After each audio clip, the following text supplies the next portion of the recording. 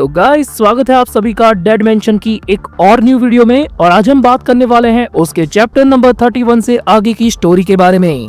पिछले चैप्टर में हमने देखा था कि ईडन और शॉन की कन्वर्सेशन के दौरान ईडन के फादर की शॉप में अचानक से एक बहुत बड़ा ब्लास्ट होता है। लेकिन चैप्टर 31 की शुरुआत में हमें 20 साल पहले की यही शॉप दिखाई जाती है, जहाँ पर ईडन के जवान पापा एक छोटी सी चेयर को बना रहे हैं। और तभी ईडन चिल्लाता हुआ उस दुकान में आता है और वो अपने पापा जी पर काफी ज्यादा गुस्सा है क्योंकि वो उसे स्कूल में पिकअप करने नहीं आए। एंड ये चीज उसको जरा भी अच्छी नहीं लगी क्योंकि बाकी सबके पेरेंट्स अपने बच्चों को पिकअप करने के लिए स्कूल के गेट तक आते हैं। अब पापा जी अपने बच्चे से माफी मांगते हैं और एग्जैक्ट इसी मोमेंट पर ये चीज रिवील होती है कि ये बच्चा ईडन नहीं है बल्कि इसका नाम है जिनशॉल। क्योंकि ईडन को तो यार पापा जी डेड मेंशन से परचेज करके लाए थे। मतलब पापा जी का असली बेटा ईडन नहीं बल्कि ये है जिनशॉल।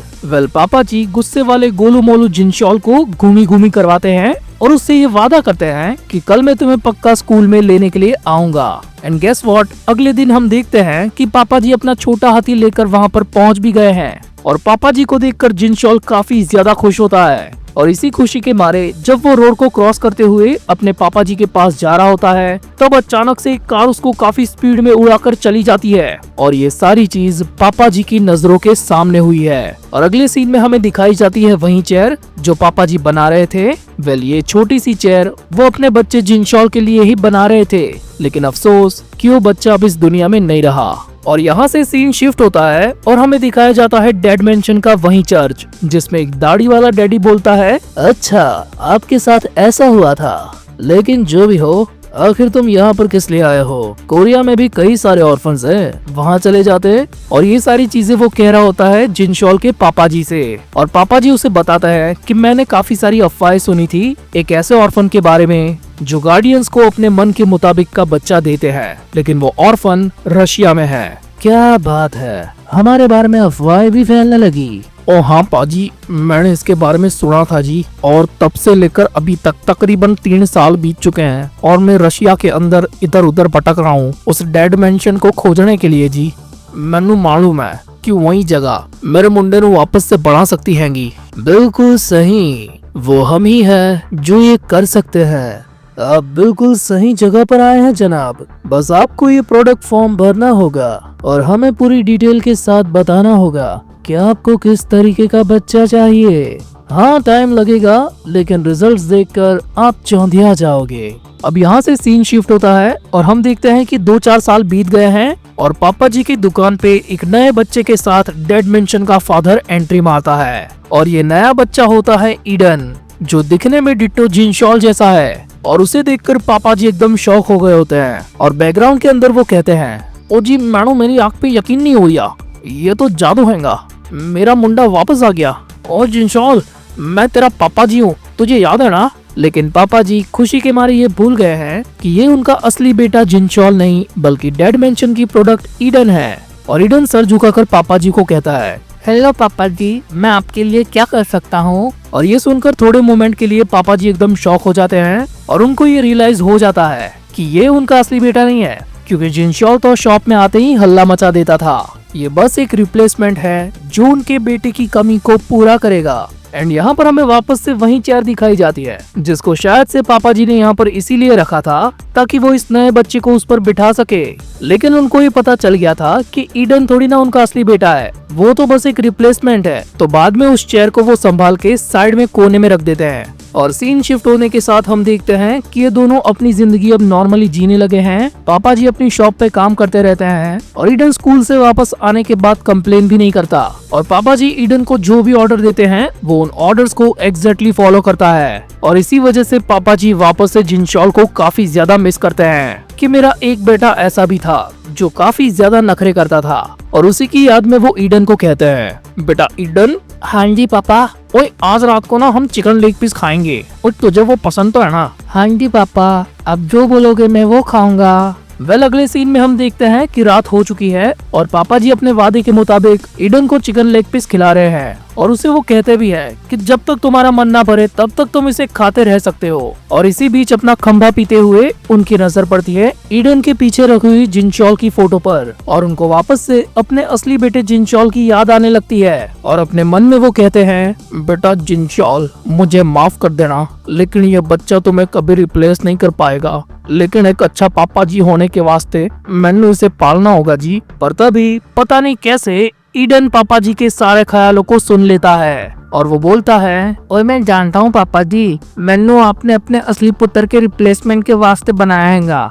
और मैं पूरी कोशिश करूंगा कि मैं आपके असली पुत्र जैसा बन जाऊं। और छोटे ईडन की ये बात सुनकर पापा जी को बहुत बड़ा सदमा लगता है और उनको अपनी असली गलती का एहसास होता है कि आखिर उनके अपने बेटे का ऑब्सेशन उनसे ये क्या करवा बैठा। वो एक अनजान छोटे बच्चे को अपने बच्चे जैसा बनाने के लिए फोर्स कर रहे हैं और ये सब जानकर उनका इमोशनल ब्रेकडाउन होता है और वो रोते हुए छोटे ईडन से कहते हैं, ना तुम मेरे बच्चे हो और ना ही कभी तुम बन पाओगे। और ऑब्वियसली ये बात छोटे ईडन को भी अच्छी नहीं लगती, क्योंकि डेड मेंशन के बच्चों का अल्टीमेट गोल तो यही होता है कि उनको कुछ भी करके अपने पेरेंट्स को सेटिस्फाई करना है। पर ईडन को अपने पापा जी की ये बात सुनकर ऐसा लगता है कि शायद उससे कोई गलती हो रही है। अब यहाँ से सीन वापस से शिफ्ट होता है और उसमें हम देखते हैं ईडन को जो घर का कूड़ा फेंकने आया है और बाद में अपने घर में जाने के बाद वो पापा जी को बिस्तर पे सुलाता है और पर्दे वगैरह सेट करता है। और तभी उसकी नजर पड़ती है जिनचोल की फोटो पर और वो नोटिस करता है कि जिनचोल के गाल के नीचे ठुड्डी पर 2 तिल के निशान थे।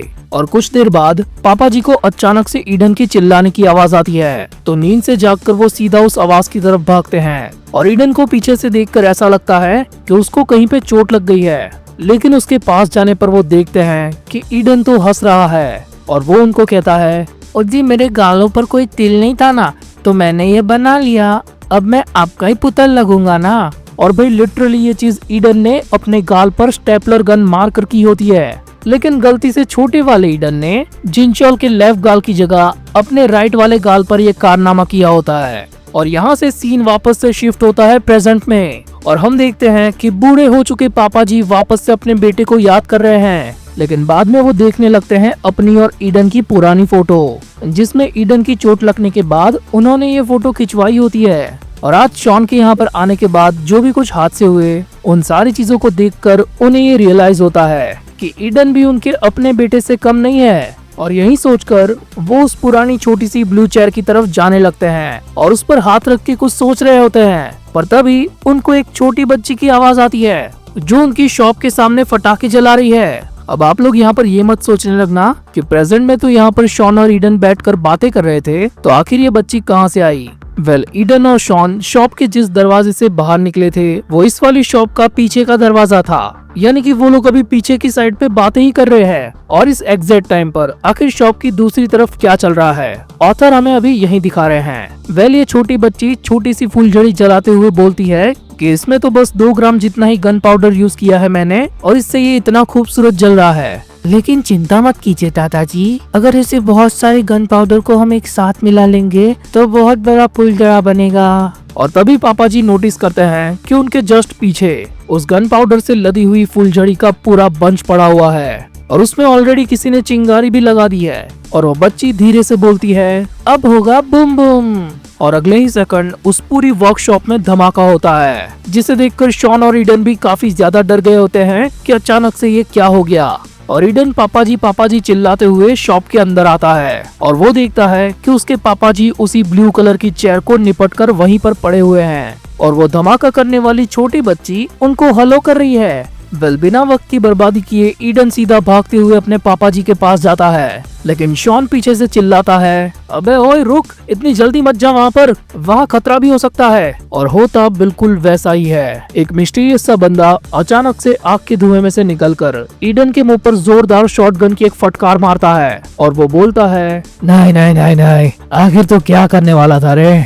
और स्पार्की, मैंने तुझसे कहा नहीं था कि तुझे छुप के रहना है। वेल, इस छोटी बच्ची का नाम होता है स्पार्की और ये भी डेड मेंशन से ही है, बट लोचा ये है कि ये अभी नॉल की साइड से है। और ये वाला बंदा, हमें उसके बारे में इस चैप्टर में ज्यादा कुछ नहीं बताया गया, पर जब इसका ध्यान स्पार्की के साथ बातें करने में होता है तब अचानक से शॉन उस पर कूद के अटैक करता है लेकिन वो शॉन के अटैक से बचकर इजीली साइड हो जाता है। अच्छा तो तू शॉन है। और उसका पूरा ध्यान शॉन पर होने की वजह से ईडन उसके सर पर अपनी नीडल गन को लगा देता है और नीडल फायर करने के बावजूद भी उस बंदे की स्पीड इतनी ज्यादा होती है कि वो उससे भी बच जाता है। वेल हम देखते हैं कि वो बंदा अकेला ईडन और शॉन के अगेंस्ट में खड़ा है और ईडन बोलता है, ओए साले तेनू मैं छटांगा नहीं। ओए शॉन तू मेरे साथ में मिलकर लड़ेगा लेकिन तू बीच में नहीं आएगा क्योंकि इसके टोटे टोटे तो मैं करने वाला हूँ। और इन दोनों की टीम अप के साथ ये चैप्टर यहीं पर एंड हो जाता है। तो अगर आपको ये वीडियो पसंद आई हो तो प्लीज इसे लाइक कर देना और चैनल पर अगर नए हो तो प्लीज इस चैनल को सब्सक्राइब भी कर देना